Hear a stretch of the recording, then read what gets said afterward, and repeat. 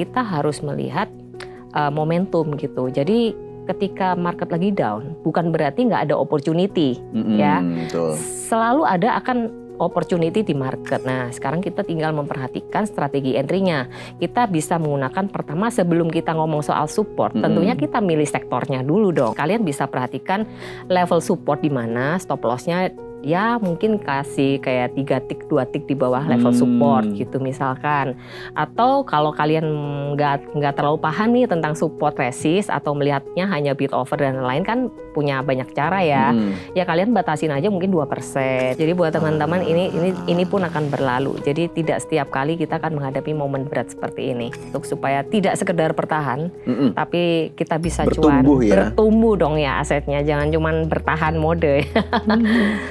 Kita pertama harus punya skill, ya, modalnya dijaga, kemudian kita harus disiplin.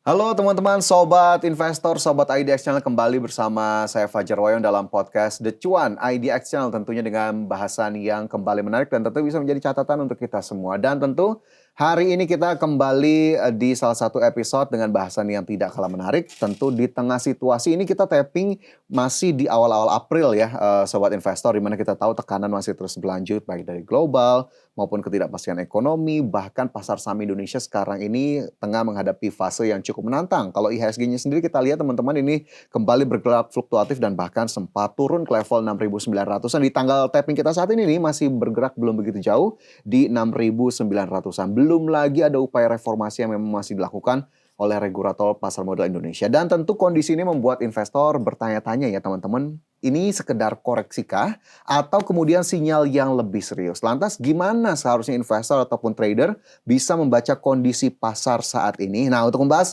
lebih jauh tentu sudah hadir bersama saya di studio Helen Felicia yang juga merupakan professional trader. Selamat siang, selamat datang Mbak Helen. Selamat siang, halo teman-teman, salam kenal semuanya. Saya Helen Felicia. Thank you kesempatannya. Yang Thank you sudah juga Mbak Helen ya, ngundang. sudah meluangkan waktu di tengah kehektikannya tiap hari. Iya.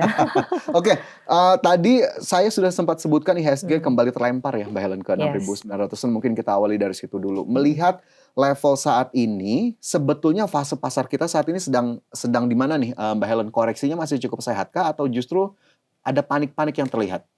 Oke, menarik ya mengenai IHSG. Memang IHSG tepatnya hari ini kembali tertekan dan menguji level supportnya di 6.900-an. Dan menurut saya itu level yang cukup kritikal yang harus diperhatikan karena apabila memang angka krusial penting ini 6.900, kalau angka penting ini ditembus ke bawah, saya rasa mungkin IHSG akan punya chance untuk kembali tertekan, melanjutkan uji level support berikutnya, mungkin sekitar level 68, 67 ya. Jadi itu ada potensi untuk tekanan bisa berlanjut apabila 69 ini tidak dipertahankan gitu. Jadi memang untuk saat ini bisa dibilang IHSG sedang posisi 50-50. Jadi ini level yang menentukan apakah IHSG nanti akan lanjut turun atau bisa rebound naik lagi dengan pertahanan level di 69 tadi gitu. Tapi katalisnya apa nih ya Mbak Helen yang memang akhirnya bisa menjaga lah kalau kita lihat agar tidak turun lebih dalam, atau justru masih cukup dominan tekanannya yang terasa sehingga akhirnya tadi level supportnya atau level di bawahnya masih bisa tertembus akhirnya? Saya rasa tekanannya masih agak dominan ya, karena situasi geopolitik terus terang menjadi salah satu katalis yang menjadi tekanan besar buat outflow dari IHSG tentunya, dan kepanikan juga para pelaku pasar, dan kemudian ada berbagai macam uncertainty yang lately terjadi di market ya, termasuk dari yang MSCI sejak pukulan pertama terjadi di Januari itu masih continue until now, efeknya kita juga belum begitu mereda. Ya agak mereda sudah, tapi tidak sederas buangan waktu di Januari tentunya, waktu ada shock terapi dari MSCI ya, setelah itu ada FTSE dan lain-lain. Nah kemudian disambung dengan perang nih, ketegangan geopolitik antara Amerika dengan Iran, tentunya itu juga menjadi tekanan tambahan buat IHSG kita untuk ya di level seperti sekarang ini gitu. Dan setiap kali IHSG menguat, tentunya kita perhatikan ya beberapa hari lalu itu sempat nih IHSG ada harapan, ada angin segar kan ya, mantul sedikit, ada technical rebound, tapi tidak bertahan lama. Mungkin less than 1 minggu nggak sampai itu kembali turun lagi gitu. Jadi memang ada beberapa hal yang tekanan dan mungkin kebijakan dari luar negeri, kemudian hal-hal lain yang juga membuat IHSG ini agak susah ya untuk rebound secara strong gitu. Untuk saat ini gitu ya. Untuk katalis, yes. Untuk katalis apa yang bisa membuat IHSG bertahan? Ya kita lihat saja nanti apakah nanti situasi perang ini mereda misalnya, ataukah mungkin ada angin segar nih misalnya MSCI kita juga tidak lagi dibekukan atau dan sebagainya, dan kemudian kita juga sedikit banyak udah dengar ya bahwa pasar market Indonesia itu tidak jadi masuk ke frontier market. Mungkin itu jadi salah satu katalis positif juga ya buat para pelaku pasar seperti itu. Oke, jadi akhirnya investor juga bisa yakin kembali di tengah kondisi saat ini kalau memang hopefully, kalau memang benar-benar terjadi dari MSCI dan juga lain-lain. Tapi kalau melihat kondisi sekarang ini begitu ya, level-level IHSG sendiri, mungkin untuk memberikan pencerahan juga Mbak Helen, bagaimana kemudian trader ataupun investor retail di luar sana termasuk sobat IDX Channel untuk membedakan sebetulnya antara koreksi jangka pendek dengan perubahan tren yang lebih serius? Oke, sebenarnya kalau kita melihat tren itu tentunya kita harus tarik mundur selama beberapa tahun ke belakang. Itu kita baru bisa melihat tren secara keseluruhan dalam posisi seperti apakah IHSG kita ini sebenarnya gitu. Nah sebenarnya kalau dari tren secara garis besarnya kalau kita tarik mundur berpuluh-puluh tahun ke belakang itu kita bisa melihat bahwa IHSG kita tuh masih dalam uptrend channel besar tentunya. Tapi memang di dalam uptrend channel itu ada pergerakan naik turunnya. Nah sekarang unfortunately itu IHSG sedang berada di dalam istilahnya posisi koreksi ya. Dibilang sehat ya selama itu tidak breakdown dari big channel, saya rasa sih masih bisa diterima gitu ya. Memang IHSG sudah mendekati level support daripada uptrend channelnya. Nah itu memang udah agak sedikit dekat, yaitu di level sekitar kalau nggak salah ingat tuh 6.000 berapa ya, 65. Saya harus lihat chartnya lagi. Tapi I think for now sering saya bahas juga di komunitas bahwa IHSG kita tuh masih dalam big uptrend channel gitu. Belum patah tren, tapi mungkin tren-tren jangka pendek itu yang memang udah beberapa level supportnya udah ditembus gitu. Oke, tapi memang secara tren yang lebih panjang gitu masih dalam big channel masih oke. Masih cukup oke. Kemudian kalau melihat kondisi saat ini akhirnya bisa kita nilai sudah cukup murahkah sehingga akhirnya peluangnya bisa lebih banyak kita manfaatkan atau bisa lebih murah lagi gitu ya. Murah tapi bisa lebih murah lagi. I think ya itu tadi kita harus perhatikan mungkin besok ya gitu bisa melihat lah arah ke depan IHSG itu lebih jelas lagi karena 69 ini udah mepet banget. Hari ini mungkin udah dicapai. Kita lihat apakah besok itu IHSG membuat lower low lagi alias breakdown dari level 69. Ya kalau memang itu di breakdown berarti IHSG kita akan turun lagi ke level support yang tadi saya bicarakan ya. Dan mungkin kita bisa dapat diskon lagi nih gitu. Masih bisa lebih murah lagi kalau level itu di breakdown. Jadi tentunya harus lihat lagi besok gitu. Oke, ini kita tappingnya di 7 April ya teman-teman ya. Jadi harus dilihat nih tadi level yang disebutkan oleh Mbak Helen ada level kita di tanggal 7 April. Tapi kalau ngelihat sedikit lebih panjang ke depan, ya nggak panjang-panjang banget sih Mbak Helen ya. Di 2026 sebetulnya Mbak Helen tuh melihatnya dari kemarin di tengah gempuran ada MSCI, kemudian juga geopolitik. Ini sebetulnya market kita ya terutama IHSG lah masih sangat rasional atau masih sangat berpotensi kemana sebetulnya levelnya di akhir tahun 2026 lah. Katakanlah skenario reboundnya gitu. I think IHSG masih berpotensi untuk menguji level 7.000 lagi sih.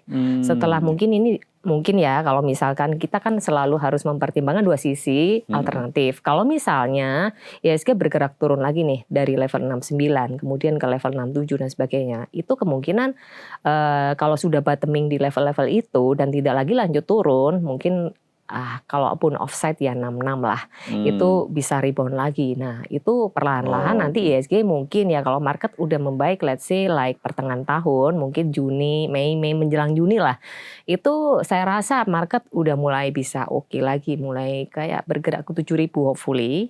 Ya tapi kita harus lihat situasi geopolitik juga kayak apa ya, ada tekanan seperti apa enggak, atau dari domestik juga mungkin. Nah banyak sekali sih faktor yang akan mempengaruhi tentunya, tapi untuk menguji menguji level kembali 7.000 sekian itu masih bisa. Karena secara teknikal ya kita perhatikan juga IHSG itu sudah meninggalkan beberapa jejak gap di atas yang kemungkinan mungkin someday akan ditutup gitu. Seperti histori-histori yang sudah terjadi sebelumnya. Kalau kita perhatikan mungkin beberapa tahun ke belakang, ini kebetulan saya lagi nggak buka chart, tapi biasa saya suka menjelaskan kalau di komunitas kita lagi live bersama-sama, saya tuh kasih lihat nih IHSG itu bottoming di level ini, kemudian bisa bounce back-nya tuh dalam waktu berapa lama, terus ke angka sekitar 7.000 kembali itu udah teruji berapa kali kejadian. Memang sepertinya kayak scary ya ketika ngelihat IHSG kita tuh terjun kayak gini gitu. Tapi I think there will be a moment IHSG itu akan kembali menguat lagi gitu. Oke, akan ada momen akan kembali menguat lagi. Ya. Kemudian strateginya sendiri Mbak Helen mungkin dari pengalaman yang sudah dilalui begitu ya beberapa periode terakhir. Untuk teman-teman atau sobat IDX Channel, kalau pasarnya lagi downtrend nih strategi entry-nya kayak gimana sih? Nah, ini penting banget nih. Pertanyaan yang bagus Kak Fajar. Jadi kalau di komunitas saya sering membagikan sharing ya ke teman-teman bahwa strategi trading itu kita mesti adaptif melihat ke arah market. Apabila market kita lagi bull atau lagi arah besarnya itu ke atas gitu, misalnya kayak Desember kemarin, kita mau swing trading itu bagus gitu, kita masih bisa lah dapat profit katakanlah sekitar 20-30% ke atas, bahkan mungkin lebih dari 100%. Ya itu sangat gampang lah maksudnya. And ya kalau momennya pas gitu. Tapi kalau IHSG sedang bergerak secara tren jangka menengahnya tuh arahnya turun, downtrend secara jangka menengah, sebaiknya kita mengganti strategi kita. Karena kalau kita swing beli di atas jual di bawah itu nggak untung gitu, malah rugi ya. Belinya di atas akhirnya cut loss, akhirnya kita rugi. Maka strateginya bagaimana? Kita harus melihat momentum gitu. Jadi ketika market lagi down, bukan berarti nggak ada opportunity, ya. Betul. Selalu ada akan opportunity di market gitu, meskipun lagi turun. Nah, sekarang kita tinggal memperhatikan strategi entry-nya. Kita bisa menggunakan pertama sebelum kita ngomong soal support, tentunya kita milih sektornya dulu dong, ya kan. Jadi kita harus perhatikan juga pergerakan makro tuh kayak apa, sektor apa nih yang lagi manggung kira-kira di tahun 2006, at least Q1 dulu, kita nggak usah ngomong terlalu panjang. Nah, dari sejak bulan Desember sebenarnya saya sudah remind juga di teman-teman di komunitas itu bahwa jangan lupa karena kita ini lagi hype banget marketnya ya, waktu itu ada beberapa saham yang very hot in market ya kayak Bumi dan semuanya Dewa itu kayak hype banget gitu, benar-benar hot marketnya dan semua orang kayaknya gampang gitu, lebih cenderung mudah lah untuk cari untung ya, cari profit. Nah tapi ketika menjelang Januari saya sudah last reminder di grup, jangan lupa nih teman-teman ketika kita sudah market udah lagi peak, lagi rame seperti ini, it's time for us untuk mulai risk off, hati-hati gitu. Jadi jangan terbawa suasana gitu, kita harus tahu when to exit gitu supaya kita nggak telat gitu kan. Karena kita tuh nggak pernah bisa dapet timing yang pas, cenderungnya nih ya, untuk exit. Jadi kita lebih baik duluan exit daripada terlambat exit. Jadi yang kita perhatikan di sini kalau trading adalah pertama kita harus minimize the risk, baru setelahnya itu cuannya tuh sisanya gitu. Karena risk itu adalah akan menentukan modal kita. Modal kita kalau sampai tergerus itu akan makin susah untuk kita balikin. Maka modal ini adalah aset utama dalam trading yang harus kita jaga dengan baik. Oleh karena itu risk manajemennya harus benar-benar diperhatikan. Tentunya. Jadi ketika market lagi puncak, kita nggak boleh terbawa suasana terus-terusan kita nggak tahu stopnya di mana. Jadi memang akan susah kita menentukan mau stop di pucuk banget, ya kan. Namanya orang ya trader wajar lah kalau greedy kan. Sebelum kemarin di Januari akhirnya ada MSCI kalau telat. Nah kan buyar semua, cut loss di bawah mantul sakit semua mentalnya. Nah maka dari itu saya udah warning juga, last warning di minggu kedua itu saya sudah ngomong dari Desember sebenarnya saya sudah bilang saya masuk ke mode fast trade terus ya karena market risk off ini sebentar lagi timingnya mungkin di Januari at least di Q1 will happen, tapi tanggal pastinya kan saya nggak tahu apa yang akan terjadi gitu loh. Cuman dengan kondisi secara dunia trading itu begitu hype, justru itu buat saya itu saya harus hati-hati, is alert gitu. Jadi saya mulai kurangin posisi, saya sudah mulai clear up porto supaya nggak telat aja gitu. Karena belajar dari pengalaman masa lalu gitu. Karena dulunya pernah telat keluar bulan Desember lagi bull run, abis itu Januari market down itu telat exit. Dikira oh mungkin ini tuh market tuh kayak gini terus gitu. Kita nggak tahu kapan berhentinya. Jadi maka karena saya nggak tahu, lebih baik saya aman duluan gitu daripada terbawa nyelam gitu. Oke, jadi kayaknya kalau kita rangkum dengan kata-kata yang simple aja apa yang kemudian Mbak Helen jelaskan, disiplin ya dengan strategi tradingnya, Yes. di mana yang harus diambil, di mana harus dilepas begitu ya. Iya. Kalau udah keburu kena loss, cut lossnya nih kita harus terapinnya seketat apa nih Mbak Helen untuk kemudian kondisi-kondisi apalagi seperti sekarang yang memang kelihatannya kok lagi agak lesu gitu. Sebenarnya gini, untuk strategi cut loss itu atau stop loss ya, Stop itu loss ada lah. 2 cara. Kalau dirangkum ya, sebenarnya ada banyak. Cuman buat saya supaya gampang aja, kalian bisa perhatikan level support di mana, stop lossnya ya mungkin kasih kayak 3 tick, 2 tick di bawah level support gitu misalkan. Atau kalau kalian nggak terlalu paham nih tentang support resist atau melihatnya hanya bid over dan lain kan punya banyak cara ya. Ya kalian batasin aja mungkin 2% gitu ya. Jadi benar-benar strict disiplin. Loh kalau udah di cut loss mantul gimana kan suka gitu. Ya nanti kita cari entry yang baru gitu. Karena kita nggak pernah tahu Jangan kapan. disesalkan apa yang Jangan ya. Karena kalau nyesel kita pasti nyesel terus gitu di trading. Gitu. Oke, jadi lihat lagi jangan kemudian akhirnya udah stuck di sana, jadi kesel sendiri, apalagi mantul lagi, tenang masih ada lagi peluang untuk masuk, nggak usah baper. Ya. Apalagi kalau cewek. Langsung lemes ya, langsung nggak mood dari itu. Oke, kemudian kalau ngelihat kan Mbak Helen sudah menemui teman-teman mungkin dengan berbagai level gitu ya, dari yang mungkin baru mulai gitu atau sudah di middle ataupun mungkin sudah advance. Tapi kalau kesalahan yang paling umum yang suka dilakukan trader saat IHSG turun lah katakanlah, atau mungkin IHSG secara general, posisi market secara general, tapi kesalahannya ini umum banget nih dilakuin Mbak Helen. Udah untung pertama, market lagi jelek, memaksakan trading. Tapi nggak punya skill, ngikut-ngikut aja gitu kan. Habis itu memberanikan diri entry di banyak posisi, itu beli berbagai macam emiten, FOMO gitu. Terus habis itu mengharapkan cuannya itu persentasenya seperti waktu bull run. Jadi ekspektasinya 10% ke atas, 5% ke atas, ya susah dapat. Yang ada malah kan loss-nya makin gede. Jadi harus memang benar-benar take profitnya lebih cepat aja sih. Jadi kalau misalkan dikasih kesempatan untuk profit, like ya 2%, 3%, ya 4%, 5% tuh udah bersyukur banget. Apalagi di market seperti ini. Jadi kita harus langsung taking profit sih gitu. Mengamankan cuan gitu atau memasang stop loss, lebih disiplin aja gitu. Lebih disiplin, tadi modal adalah aset yang harus dijaga, cuannya harus pas begitu ya. Tapi aku mau nanya nih agak sedikit melenceng dikit. Nggak apa-apa. Kan banyak sekarang yang memang menyebut atau berani menyebut dirinya trader nih Mbak Helen. Sebetulnya kalau untuk yang baru-baru kan kadang juga suka kepancing nih FOMO pengen jadi trader. Ini sebetulnya apakah seinstan itukah untuk kita menasbihkan diri kita menjadi trader di pasar modal? Ya sebenarnya trader itu adalah kita kembali ke esensial awal aja. Definisi seorang trader itu apa gitu. Trader itu sebenarnya orang yang melakukan jual beli, that's it gitu. Sesimpel itu. Siapapun bisa menjadi trader gitu. Tidak peduli pengalamannya berapa lama. Nah kalau bicara soal gelar trader aja ya asal kita punya akun sekuritas, kita punya modalnya, kita mau beli mau jual ya sudah jadi trader.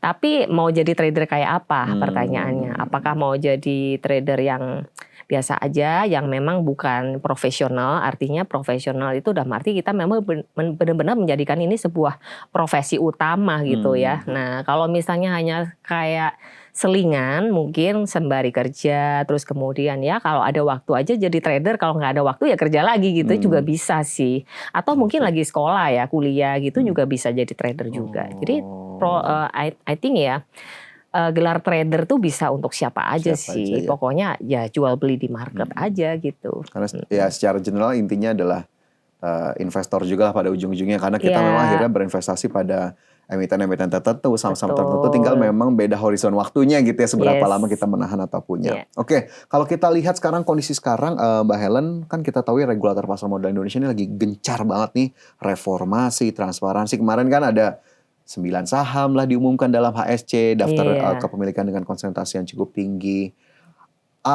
Apa yang kemudian bisa Mbak Helen lihat atau baca dari langkah regulator yang dilakukan saat ini? Apakah memang semata-mata memang kemarin memenuhi setelah sentilan dari MSCI, atau justru emang ini untuk jangka panjang demi pasar modal yang lebih sehat? Saya rasa ini langkah yang bagus ya dari pasar modal kita dilakukan sebuah reformasi besar yang selama ini mungkin belum dilakukan. Ini targetnya menurut saya lebih ke arah jangka panjang, bukan hanya menargetkan untuk membereskan MSCI sih gitu. Jadi supaya pasar modal kita juga lebih sehat dan juga dari mata internasional juga melihat bahwa pasar modal kita ini benar-benar berprospek loh gitu, dan benar-benar bisa dipertimbangkan di kancah internasional gitu. Jadi tidak lagi hanya semata-mata karena MSCI sih, saya rasa lebih jangka panjang gitu, dan ini bagus banget gitu. Tapi kalau respon-respon jangka pendek dari investor yang mungkin ngelihat pengumuman tarik dulu, jual dulu, tekanan jual itu masih wajar atau gimana? Atau memang fasenya masih menyesuaikan juga nih pelaku pasar di luar sana? Ya mungkin karena marketnya lagi unstable ya, jadi mereka masih terbiasa untuk melihat secara short term aja gitu. Jadi kebanyakan mungkin pelaku pasar agak sedikit trauma ya terjadinya MSCI kemarin, jadi kayak masih agak takut memasang posisi, apalagi jangka panjangnya kayak apa. Ada banyak sekali di market yang mungkin yang sudah berpengalaman sih, saya rasa tetap akan believe dengan beberapa emiten yang sudah fundamentalnya kuat. Ya mungkin mereka yang punya pandangan seperti itu akan tetap stay ya tenang-tenang aja di market seperti ini. Tapi untuk trader-trader yang mungkin baru terjun di dunia market kaget gitu ya. Jadi sehingga mereka juga masih melihatnya secara jangka pendek. Begitu ada berita iya toh high concentrate list, oh ini ada brand contohnya misalkan DSSA gitu kan, langsung nih panik, selling dan lain-lain, itu bisa terjadi. Sangat ini ya, sangat-sangat rentan dan sensitif terhadap news sih kalau saya rasa ya untuk para pelaku pasar saat ini gitu. Oke, meskipun kita yakin bahwa kebijakan yang dilakukan tidak hanya untuk menjawab alarm dari MSCI kemarin, tapi jika memang pada akhirnya ini mempengaruhi keputusan atau review MSCI nih Mbak Helen, dan MSCI akhirnya mengeluarkan saham-saham Indonesia atau mengurangi bobot-bobot saham Indonesia di indeks mereka, apa yang harus kita antisipasi Mbak Helen? Takutnya kan kayak kemarin lagi tuh shocknya tuh kencang banget. Shock ya. Oke, jadi memang untuk kondisi saat ini, kalau memang kita lagi dalam posisi uncertain, saya rasa langkah terbaik adalah untuk tidak mengambil posisi gitu. Tapi kalau memang kita yakin, ya kita ambilnya secara bertahap gitu. Pakai money management seperti itu sih. Oke, money management lagi-lagi menjadi kunci nih. Ya, itu kuncinya memang ya. Karena news itu bisa keluar anytime, kita nggak pernah tahu apa yang akan terjadi di depan. Kita hanya bisa untuk ya menjaga porto kita sendiri, antisipasi terhadap beberapa saham yang sudah kita pilih ya gitu. Apalagi yang terdampak dengan berita-berita yang mungkin high concentrate list dan lain-lain ya gitu. Oke, siap, ini bisa menjadi catatan ya teman-teman di tengah upaya reformasi dan transparansi, dan memang sangat bersamaan sekali dengan kondisi geopolitik global yang ternyata memang masih belum cukup stabil. Kayak diantem bertubi-tubi gitu ya. Satu kita ini dari ya luar ada, ya. dalam ada. Jadi memang harus benar-benar disiplin dan juga bagaimana manajemennya diterapkan. Kalau untuk teman-teman juga tipsnya dari Mbak Helen nih untuk sobat investor, sobat ID Channel, gimana ya untuk tetap bisa bertahan, psikologinya juga tetap bisa emosionalnya bisa terjaga gitu di tengah kondisi saat ini, tuh gimana Mbak? Oke, ini bagus banget pertanyaannya dan sangat relevan saya rasa. Bagaimana tipsnya? Oke, buat saya pertama adalah kita harus yakin bahwa ini pun akan berlalu gitu. This too shall pass ya. Jadi jangan terlalu terbawa dengan sentimen negatif. Kita harus melihat lebih jangka panjangnya. Ya, kalau kita bisa melihat secara mungkin analisa teknikal ya, kalau dari pendekatan yang saya gunakan adalah analisa teknikal, kita bisa melihat jangka panjang itu, oh ini ternyata memang secara historis pernah terjadi momen-momen seperti sekarang ini. Dan ternyata in the next future itu beberapa tahun kemudian atau beberapa bulan kemudian itu kembali naik loh gitu. Dari histori-histori harga yang pernah terbentuk sebelumnya, mungkin tuh bisa menguatkan kita lah gitu ya. Jadi kita kayak, oh ya ini tuh akan juga kembali naik lagi kalau memang level-level ini tuh nggak ditembus gitu. Saya rasa itu bisa jadi patokan pertama. Yang kedua, supaya mental kita terjaga, kita kalau memang lagi portonya minus dalam nih, mungkin banyak banget ya yang teman-teman belum sempat exit di market. Dan saya rasa kalau memang lagi terjebak di dalam, kita harus mulai rebalancing porto kita. Gitu. Jangan ditutup. Tapi porto kita tuh harus dibuka gitu. Memang pahit ya ngelihatnya, sakit ya, tapi kita harus benahi. Karena kita harus manage yang mana yang memang harus di-trim, karena nggak semua saham itu layak di average down gitu. Ada saham-saham tertentu yang memang harus di-cut. Ya, kalau memang secara long termnya udah nggak oke, ya ada pertimbangan-pertimbangan khusus lah tentunya. Terus kemudian teman-teman juga harus jangan terlalu kayak running trade ya, portonya itu kayak berisi puluhan emiten, terus kita nggak bisa kontrol. Jadi beli aja saham-saham yang memang kalian yakin ini tuh bagus gitu. Jadi itu harus terus di rebalancing gitu. Kayak fund-fund aja juga kalau mereka punya portofolio kan harus selalu di balancing kan, ya harus direview kembali lah, jangan dibiarin gitu. Karena kalau kita biarkan ya itu akan jadi nggak sehat gitu. Itu akan merusak mental sih. Itu yang kedua. Untuk menjaga mentalnya sehat, portonya juga harus sehat, disehatin dulu gitu pelan-pelan memang ya. Terus yang ketiga jaga cashnya juga. Untuk kondisi market seperti ini, saya rasa untuk punya cash itu penting. Justru ketika kita dikasih lowest moment kayak bantingan dalam, apalagi kenceng satu hari bisa minus 5%, itu opportunity. Kalau buat saya, tapi nggak semuanya itu memang punya kans berhasil ya. Tapi ada beberapa saham yang kita bisa lirik lah. Kalau memang kebanding dalam, fundamental masih bagus, itu is a good opportunity. Contoh, waktu trading hard yang kapan hari, ini nggak apa-apa ya, cerita sedikit molor.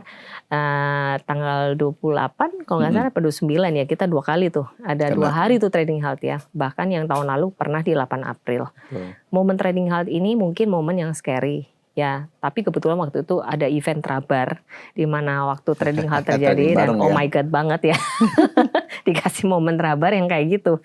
Nah, it's a challenge sebenarnya, tapi saya menghimbau nih buat teman-teman yang kalau mengalami lagi nih ya momen seperti trading halt seperti itu, ketika market udah fear maksimal gitu, hampir maksimal, itu kan fear-nya hampir mentok ya. Kalau kita udah kayak minus 5% itu kan serem banget gitu. Tapi kalau kita punya position cash banyak, justru kita bisa melihat dengan clear opportunity-nya apa gitu. Nah, kita tentunya juga nggak ngawur ya, jadi harus udah ada analisa sebelumnya. Kalau beberapa big bang tuh waktu itu saya liatin, jadi ketika momen-momen trading halt terjadi yang turunnya begitu dalam, bukan yang di-risk pelan-pelan, itu kemarin ada lumayan diskon loh dari BCA, dari level 64, 65, 66, itu saya sempat tertarik juga gitu. Jadi momen-momen untuk membeli itu justru momen-momen yang seperti itu. Yang ketika marketnya fair, dikasih diskon gede.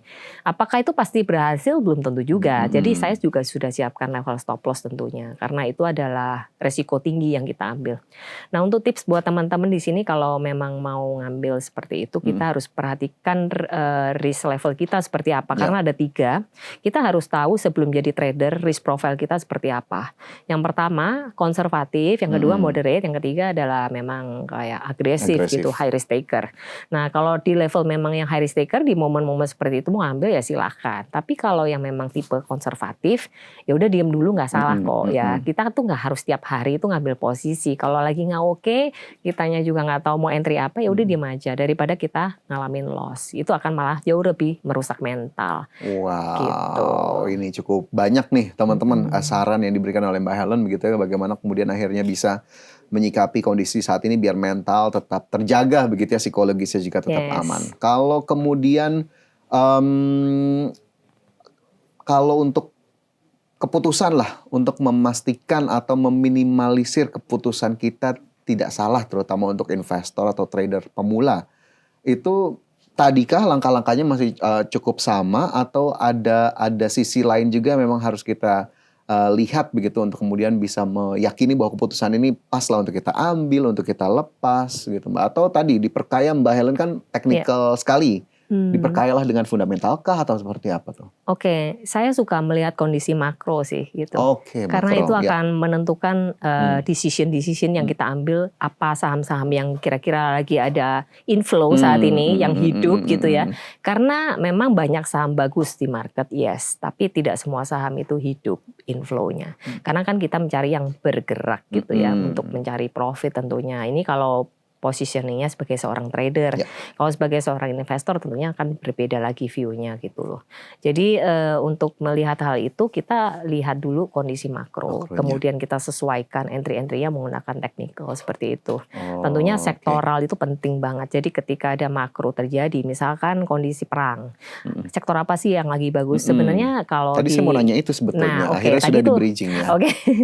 Langsung aja belak-belakan ya. Jadi dari view yang saya berikan di grup, grup di komunitas kita. Komunitasnya namanya Satsecuan. Jadi teman-teman bisa follow juga kalau boleh mau. ya, cari tahu tuh ya. Ya, cari tahu. Kita juga ada komunitasnya. Nah, di situ saya bagikan bahwa sektor yang menarik selama Q1 tahun 2026 sejujurnya bukan banking.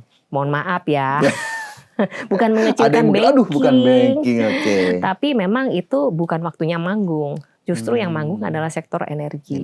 Energi itu masih menjadi sorotan utama saya sih untuk core sektor yang akan manggung berkali-kali ya di selama Q1 ini gitu. Di latar belakangnya oleh perang dan lain-lain. Itu menarik sekali. Jadi kita bisa perhatikan kalau kondisi perang yang terdampak kan Selat Hormuz, di mana itu akan menghambat juga dari segi pasokan minyak, energi dan lain tuh akan mempengaruhi sekali gitu. Jadi oil price itu kalau going up ya, kita kalau lihat oil nih udah mau naik ya kita perhatikan aja. Yang paling sensitif terhadap harga oil apa emitennya, misalkan Medco lah, ya kan, atau mungkin Elsa dan lain-lain. Itu banyak lah sektor-sektor energi yang bisa diperhatikan. Dan tentunya juga LNG, logistik yang berkaitan dengan LNG gitu, yang mengangkut oil and gas gitu. Kita bisa perhatikan sektor mungkin yang kalau umum nih bahasa retail tuh kapal-kapalan gitu. Ya. Pelayaran itu juga menarik gitu ya. Jadi itu sih. Jadi kalau oil naik nggak lama biasanya akan ke impact juga dari coal-nya sih. Coal-nya juga akan sedikit banyak ikut terdampak gitu. Oke, ini menjadi contoh lah ya, momentum related sektornya ternyata bisa dibidik bukan sesimpel itu, tapi sebisa kita lihat itu sebetulnya ya, dari apa yang terjadi saat ini. Makronya karena dilihatin juga tadi ya. Oke, baik. Tadi bisa dicatat juga tuh teman-teman sektor-sektornya. Nah, sekarang saya mau geser ke yang agak lebih simpel. Mbak Helen, ini ada beberapa pertanyaan trivia ya. Mbak boleh jawab aja antara A atau B begitu ya. Ada 6 pertanyaan kurang lebih. Yang pertama, trading atau invest? Trading. Oke, professional trader teman-teman. Kemudian kedua, big caps atau second liner? Second liner. Momentum atau value? Momentum. Scalping atau swing? Scalping. Averaging down atau cut loss? Cut loss. Tegas nih ya, cut loss teman-teman. Kemudian terakhir, fundamental atau technical? Technical, sudah dijawab tadi ya. Ini pertanyaan trivia yang tentu bisa mungkin jadi inspirasi juga buat teman-teman dan menggambarkan Mbak Helen itu seperti apa begitu ya di market. Dan sebelum kita tutup podcast kita di hari ini, masih ada 2 terakhir lah poin yang ingin aku tanyakan. Mungkin kalau kita bicara soal inspirasi, kata-kata mutiara atau tokoh lah begitu ya. Pasti Mbak Helen punya tokoh, atau bisa juga nggak punya tokoh yang menjadi inspirasi. Tapi kalau Mbak Helen sendiri untuk menginspirasi teman-teman atau investor muda di luar sana, boleh dong Mbak kata-kata mutiara atau quote of the day-nya. Waduh, nggak nyiapin. Atau soal investasi, apalah 1 poin, 2 poin atau kalimat khusus. Oke, kalau mengenai tokoh, sebenarnya tokoh seorang sosok trader itu saya nggak ada satu tokoh yang spesial. Tapi semua tokoh yang bergerak di pasar modal itu memberikan pelajaran yang berharga dari masing-masing tokoh. Tokoh pertama yang membawa saya ke pasar modal itu saya belajar dari Warren Buffett justru malah. Iya, Warren Buffett gitu. Jadi dari segi investingnya bagaimana, dari cara dia memilih stok seperti apa, itu sangat-sangat lumayan impactful buat saya, meskipun saya juga memilih untuk menjadi seorang trader ya, bukan melakukan pendekatan seperti Pak Warren gitu, tapi beliau adalah salah satu sosok yang pertama-tama saya pelajari sebelum saya masuk ke pasar modal gitu. Menarik, tentu sangat familiar begitu ya. Iya. Kemudian mungkin kalau tidak menyiapkan kata-kata mutiara, tips bertahan, lagi-lagi aku tanya itu Mbak Helen, tips bertahan atau bisa menjadi investor lah kalau memang bukan trader begitu, investor di pasar modal Indonesia biar lebih yakin langkahnya tidak galau lagi untuk memulai investasi saat ini untuk teman-teman Mbak Helen. Oke, saya dobel lagi. Kalau quote of the day-nya sebenarnya sama karena tadi pernah saya sebutkan, this too shall pass. Jadi buat teman-teman ini pun akan berlalu. Jadi tidak setiap kali kita akan menghadapi momen berat seperti ini, gitu. Kalau untuk tipsnya buat teman-teman untuk supaya tidak sekedar bertahan, tapi kita bisa bertumbuh dong ya asetnya. Jangan cuma bertahan mode. Kita pertama harus punya skill, ya, modalnya dijaga, kemudian kita harus disiplin. Itu 3 itu. kelihatannya memang klise, tapi itu adalah 3 kunci utama. Kita harus nggak boleh berhenti gitu. Ketika kita harus make room for error. Kita harus sadar bahwa jadi seorang trader itu harus punya ruang untuk berbuat salah itu yang gede. Supaya kita itu tidak terlalu menyalahkan diri sendiri. Karena di dalam trading itu kita akan pasti melakukan banyak kesalahan. Itu udah pasti. Gitu. Kita nggak pernah benar jual di paling atas, beli di paling bawah. Jangan pernah kita expect seperti itu. Kita harus atur dulu risknya, cuannya itu akan mengikuti. Yang kita atur adalah risknya, profitnya akan mengikuti. Profit itu gampang, yang susah tuh risknya. Gitu. Yang susah risknya, baik. Ini menjadi catatan untuk saya juga, Mbak Helen, bahwa di pasar modal kita tetap harus seperti ini, tetap bertumbuh. Jadi memang akhirnya tidak hanya bertahan mode begitu atau defense mode. Terakhir Mbak Helen, kalau teman-teman atau sobat investor kurang nih, info soal Mbak Helen bisa dicari di mana lagi? Mungkin bolehlah sedikit lah, aku kasih lah promo-promo dikit lah. Oke, thank you Kak Fajar. Jadi kalau misalnya teman-teman tertarik bergabung dengan komunitas Sat Secuan, kalian bisa follow di Instagramnya Sat Secuan atau Instagram saya Helen Felicia Susilo, dan kita juga ada podcast channel nih namanya Sat Secuan juga. Kalian bisa search juga di YouTube. Kalian kalau mau belajar-belajar juga bisa, that's for free. Kita juga ada IG channel di Instagramnya Sat Secuan. Kita juga ada daily update di situ. Selama market berjalan, kita juga ada spill lah. Ini lagi manggung apa nih gitu. Jadi siapa tahu nih teman-teman yang udah jago-jago juga mau gabung, monggo juga, atau mau belajar, oke juga. Nah kita juga ada ini boleh ya Pak? Boleh. Nah ini saya juga ada buku namanya Sat Secuan Trading. Dari ini buku pertama saya. Jadi untuk membantu rekan-rekan di pasar modal supaya nggak buta-buta banget dan tahu gimana caranya cari cuan dalam waktu singkat gitu. Karena ya ini yang ada di sini itu yang saya pakai untuk sehari-hari dapat profit di market gitu. Oke, luar biasa itu ya Mbak Helen. Kalau teman-teman mau cari tahu boleh monggo aja tadi yang sudah disebutkan tadi bukunya juga ada ya. Kalau mau nyontek-nyontek sedikit gimana sih gaya tradingnya Mbak Helen. Mbak Helen anyway, sayang sekali waktu terbatas hari ini. Terima kasih banyak atas kehadirannya hari ini, sudah berbagi, sudah memberikan insight, dan kita harapkan ini bisa memotivasi sobat investor di luar sana ataupun sobat IDX Channel di luar sana untuk kemudian bisa lebih yakin dalam berinvestasi ataupun trading di pasar modal Indonesia. Mbak Helen, terima kasih banyak. Kita jumpa di lain waktu. Sehat selalu, sukses selalu untuk Mbak Helen. Dan makin teman-teman, salam cuan. Oke, makin cuan. Dan teman-teman, kita jumpa lagi di podcast The Cuan episode berikutnya. Saya Fajar Royan, terima kasih, sampai jumpa. Bye. Thank you Mbak. Thank you. Biasa.